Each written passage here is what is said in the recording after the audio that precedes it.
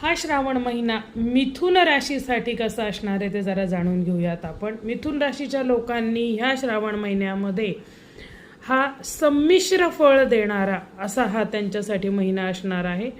वरिष्ठांना सांभाळायचे आहे। तुमचे जे काही वरिष्ठ आहेत मग ते घरातील असतील, आई वडील, आजी आजोबा, आत्या मामा, त्याचप्रमाणे वरिष्ठ म्हणजे ऑफिसमध्ये जर का तुम्ही नोकरी करत असाल तर तिथे सुद्धा तुमचे वरिष्ठ असतात। त्या वरिष्ठांना सांभाळण्याची जबाबदारी तुमच्यावरती ह्या महिन्यामध्ये येऊन ठेपलेली आहे। बाकी गुरु शुक्र ही प्रीती योगामध्ये असल्यामुळे ह्यांची योगाची पार्श्वभूमी पौर्णिमेजवळ तुम्हाला नक्की चांगली फळं देताना बघायला मिळतील।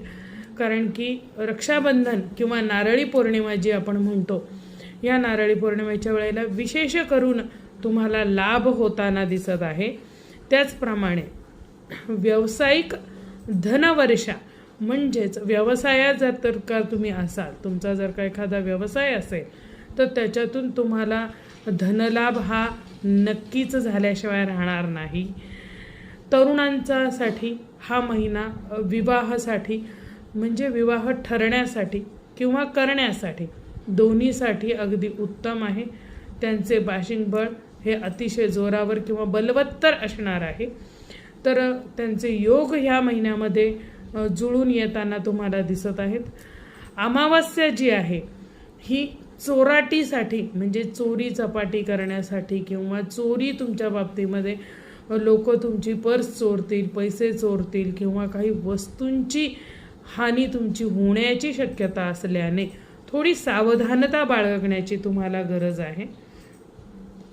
एकंदरीतच मिथुन राशीच्या लोकांना अतिशय हरहुन्नरी अशी ही मिथुन रास आहे। मनाचे मोकळे असतात, हळवे असतात, पटकन कोणावरती प्रेम करतात आणि खरं प्रेम कसं करावं तर ते मिथुन राशीकडनं शिकावं। एखाद्यावरती जर का प्रेम केलं तर ते मनापासून करतात आणि नातं मनापासून निभावतात, असा हा मिथुन राशीचा स्वभाव आहे। नेहमीच हसतमुख प्रसन्न चेहरा असं यांचं व्यक्तिमत्व ओळखलं जातं। सांगा बरं मला, तुम्ही जे कोणी व्हिडिओ बघत आहात त्यांच्यामध्ये कुणाची मिथुन रास आहे आणि मी जे म्हणते ते तुम्हाला पटतंय का?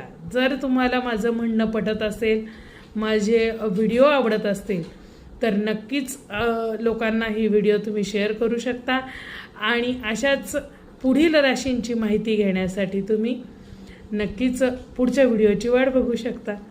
चला तर मग, जय भवानी, जय जगदंबा।